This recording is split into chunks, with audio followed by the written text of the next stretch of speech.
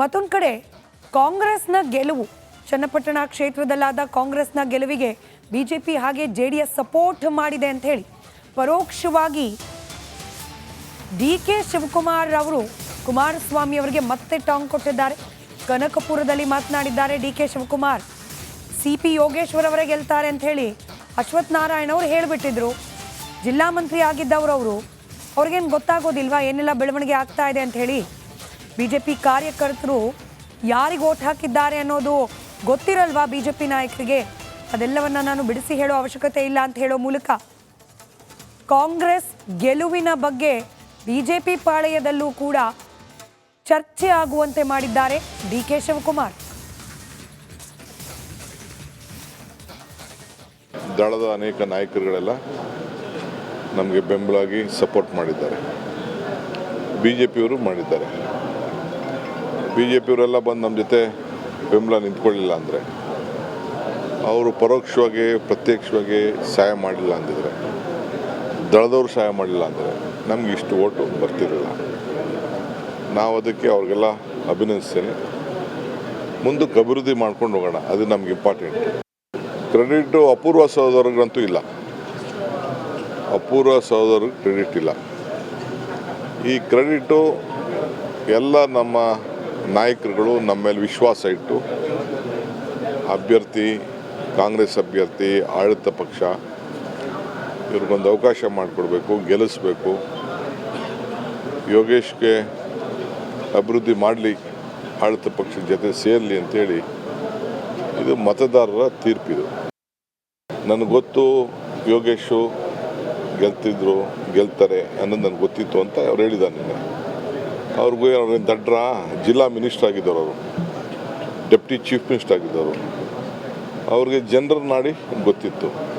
ಈಗ ಚನ್ನಪಟ್ಟಣದಲ್ಲಿರೋಂಥ BJP ಕಾರ್ಯಕರ್ತನ ಬಿಡಿ, ಈಗ ಗುರ್ತು ಮಾಡಿ ಇಟ್ಕೊಂಡಿದ್ರಲ್ಲ, ಬೆಳಗ್ಗೆ ಇದ್ದರೆ ಅವ್ರನ್ನ ಕರ್ಕೊಂಡು ಹೋಗೋದು, ಅವ್ರ ಮನೇಲಿ ಇರೋದಿಲ್ಲ. ಅವರೆಲ್ಲ ಯಾರಿಗೂ ಓಟ್ ಹಾಕಿದ್ದಾರೆ, ಅವ್ರ ಬೂತ್ಗಳೆಲ್ಲ ಯಾರಿಗೂ ಓಟ್ ಬಿದ್ದಿದೆ?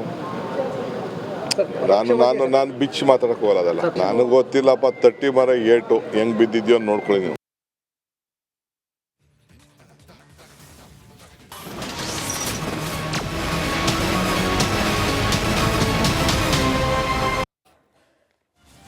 ಕೊಂಡ್ಬಿಟ್ಟಿದ್ದಾರ ದೊಡ್ಡಗೌಡರು ಕೂಡ ಅನ್ನೋ ಅನುಮಾನ.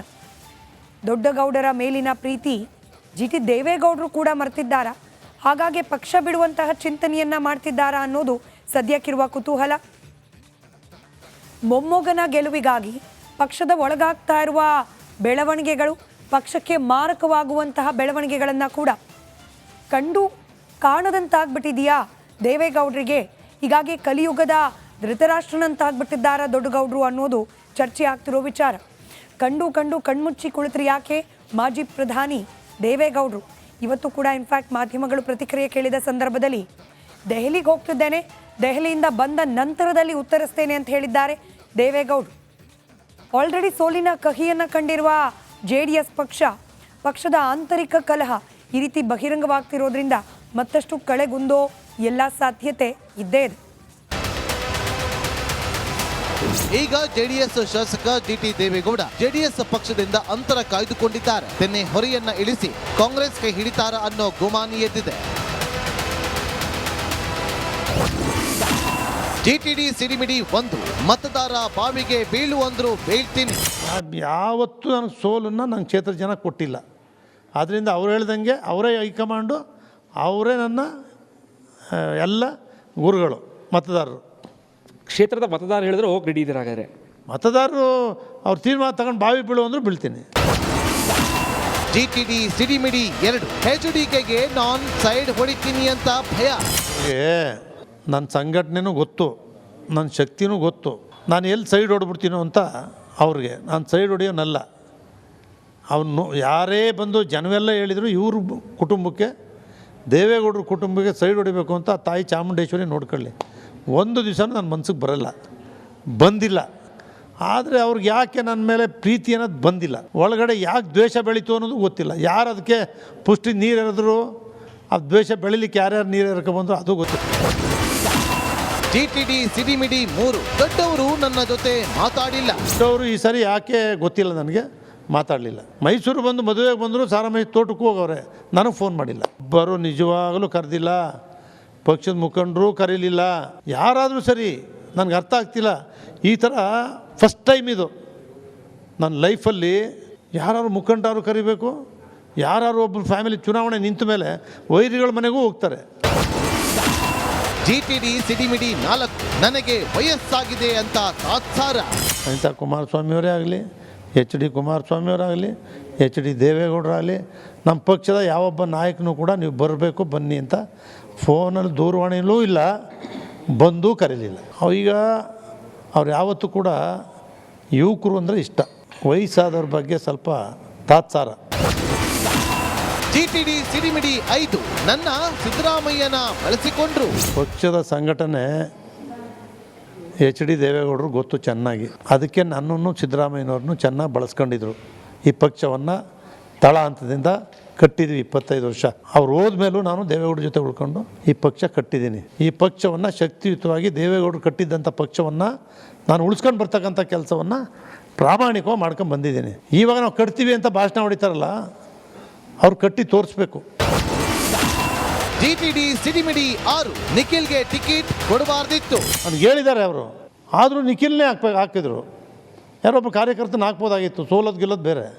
ನಿಖಿಲ್ಗೆ ಹಾಕಬೇಕು ಅಂತೇನು ಇರಲಿಲ್ಲ, ಹಾಕಿದ್ರು. ಯಾಕೆ ಹಾಕಿದ್ರು ಏನು ಇವೆಲ್ಲ ಅವರೇ ಹೇಳಬೇಕು. ಯೋಗೇಶ್ವರು ಆ ಕ್ಷೇತ್ರದಲ್ಲಿ ಸೋತು ಗೆದ್ದು ಮಂತ್ರಿಯಾಗಿ ಎಷ್ಟೇ ಆದರೂ ಅವ್ರ ಕ್ಷೇತ್ರ ಅವ್ರಿಗೆ ನೆಲೆ ಇರುತ್ತೆ. ಯೋಗೇಶ್ವರ್ಗಾರು ಕೊಡ್ಬೋದಿತ್ತು.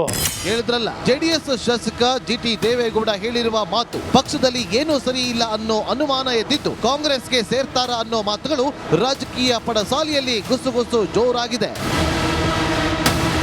ವಿನೋದ್, ರಿಪಬ್ಲಿಕ್ ಕನ್ನಡ, ಮೈಸೂರು. ಅವರು ಹಿರಿಯಕರಿದ್ದಾರೆ, ರಾಜಕಾರಣದಲ್ಲಿ ಭಾಳ ಅನುಭವಿಸ್ತಿದ್ದಾರೆ. ಯಾವೊಂದು ಅರ್ಥದಲ್ಲಿ ಹೇಳಿದ್ದಾರೆ ನನಗೆ ಗೊತ್ತಿಲ್ಲ, ಆದರೆ ಅದ್ರ ಬಗ್ಗೆ ನಾನೇನು ಪ್ರತಿಕ್ರಿಯೆ ಕೊಡಲಿಕ್ಕೆ ಹೋಗೋದಿಲ್ಲ. ಯಾಕಂದ್ರೆ ನಮ್ಮ ಪಕ್ಷದ ಶಾಸಕರಿದ್ದಾರೆ, ಹಿರಿಯಕರಿದ್ದಾರೆ, ಕೋರ್ ಕಮಿಟಿ ಅಧ್ಯಕ್ಷರು ಕೂಡ ಇದ್ದಾರೆ. ಹಾಗಾಗಿ ಅವರ ಒಂದು ಸ್ಥಾನಕ್ಕೆ ಗೌರವ ಕೊಡ್ತಕ್ಕಂಥದ್ದಾಗಬೇಕು, ಆ ಗೌರವನ ನಾನು ಕೊಡ್ತೇನೆ. ಪಾಪ ಅವರು ಹಿರಿಯಕರಿದ್ದಾರೆ, ರಾಜಕಾರಣದಲ್ಲಿ ಭಾಳ ಅನುಭವಿಸ್ತಿದ್ದಾರೆ. ಯಾವೊಂದು ಅರ್ಥದಲ್ಲಿ ಹೇಳಿದ್ದಾರೆ ನನಗೆ ಗೊತ್ತಿಲ್ಲ, ಆದರೆ ಅದ್ರ ಬಗ್ಗೆ ನಾನೇನು ಪ್ರತಿಕ್ರಿಯೆ ಕೊಡಲಿಕ್ಕೆ ಹೋಗೋದಿಲ್ಲ. ಯಾಕಂದ್ರೆ ನಮ್ಮ ಪಕ್ಷದ ಶಾಸಕರಿದ್ದಾರೆ, ಹಿರಿಯಕರಿದ್ದಾರೆ, ಕೋರ್ ಕಮಿಟಿ ಅಧ್ಯಕ್ಷರು ಕೂಡ ಇದ್ದಾರೆ. ಹಾಗಾಗಿ ಅವರ ಒಂದು ಸ್ಥಾನಕ್ಕೆ ಗೌರವ ಕೊಡ್ತಕ್ಕಂಥದ್ದಾಗಬೇಕು, ಆ ಗೌರವನ ನಾನು ಕೊಡ್ತೇನೆ. ಪಾಪ ಅವರು ಹಿರಿಯಕರಿದ್ದಾರೆ, ರಾಜಕಾರಣದಲ್ಲಿ ಭಾಳ ಅನುಭವಿಸ್ತಿದ್ದಾರೆ. ಯಾವೊಂದು ಅರ್ಥದಲ್ಲಿ ಹೇಳಿದ್ದಾರೆ ನನಗೆ ಗೊತ್ತಿಲ್ಲ, ಆದರೆ ಅದ್ರ ಬಗ್ಗೆ ನಾನೇನು ಪ್ರತಿಕ್ರಿಯೆ ಕೊಡಲಿಕ್ಕೆ ಹೋಗೋದಿಲ್ಲ. ಯಾಕಂದ್ರೆ ನಮ್ಮ ಪಕ್ಷದ ಶಾಸಕರಿದ್ದಾರೆ, ಹಿರಿಯಕರಿದ್ದಾರೆ, ಕೋರ್ ಕಮಿಟಿ ಅಧ್ಯಕ್ಷರು ಕೂಡ ಇದ್ದಾರೆ. ಚನ್ನಪಟ್ಟಣ ವಿಧಾನಸಭಾ ಕ್ಷೇತ್ರದಲ್ಲಿ NDA ಅಭ್ಯರ್ಥಿಯಾಗಿ ಕಣಕ್ಕಿಳಿದಿದ್ದ JDSನ ಉತ್ತರಾಧಿಕಾರಿ ಅಂತ ಹೇಳಿ ಬಿಂಬಿತವಾಗ್ತಾ ಇದ್ದ ನಿಖಿಲ್ ಕುಮಾರಸ್ವಾಮಿ ಅವರ ಸೋಲು, JDS ಪಕ್ಷದ ಒಳಗಿದ್ದಂತಹ ಕಲಹವನ್ನು ಇದೀಗ ಬಹಿರಂಗಪಡಿಸ್ತಾ ಇದೆ. ನಿಖಿಲ್ ಕುಮಾರಸ್ವಾಮಿ ಅವರ ಸೋಲಿಗೆ ಕುಮಾರಸ್ವಾಮಿ ಅವರೇ ಕಾರಣ ಅನ್ನೋ ಅರ್ಥದಲ್ಲಿ GT ದೇವೇಗೌಡರು ಮಾತನಾಡಿದ್ದಾರೆ. ಪಕ್ಷದ ಒಳಗಿದ್ದ ಅನೇಕರು ಸೇರಿ ನಿಖಿಲ್ ಕುಮಾರಸ್ವಾಮಿ ಅವರ ಸೋಲಿಗೆ ಕಾರಣವಾದರು ಅಂತ ಹೇಳಿ ಮಾತನಾಡಿರೋದು JDS ಪಕ್ಷದ ಒಳಗೆ ಸಂಚಲನಕ್ಕೆ ಕಾರಣವಾಗಿದೆ. ಇದೇ ವಿಚಾರವನ್ನು ಮಾತನಾಡೋ ಸಂದರ್ಭದಲ್ಲಿ GT ದೇವೇಗೌಡರು ಸಾರಾ ಮಹೇಶ್ ಅವರ ಕುರಿತಾಗಿಯೂ ಮಾತನಾಡಿದ್ರು. ಸಾರಾ ಮಹೇಶ್ ಅವರ ಮಾತು ಕುಮಾರಸ್ವಾಮಿ ಅವರ ಬಳಿಯಲ್ಲಿ ನಡೆಯುತ್ತೆ ಅನ್ನೋ ಮಾತನಾಡಿದ್ರು. ಇದರಿಂದ ಕೆರಳಿ ಕೆಂಡವಾಗಿರುವ ಸಾರಾ ಮಹೇಶ್ ಅವರು ಇದೀಗ ಆಣೆ ಪ್ರಮಾಣದ ಪಾಲಿಟಿಕ್ಸ್ ಅನ್ನು ಶುರು ಮಾಡಿದ್ದಾರೆ. ಕುಮಾರಸ್ವಾಮಿ ಅವರ ಬಳಿಯಲ್ಲಿ ಸಾರಾ ಮಹೇಶ್ ಅವರ ಮಾತು ನಡೆಯುತ್ತೆ ಅನ್ನೋ GT ದೇವೇಗೌಡರ ಹೇಳಿಕೆಯ ನಂತರದಲ್ಲಿ ಸಾರಾ ಮಹೇಶ್ ಸವಾಲು ಹಾಕಿದ್ದಾರೆ.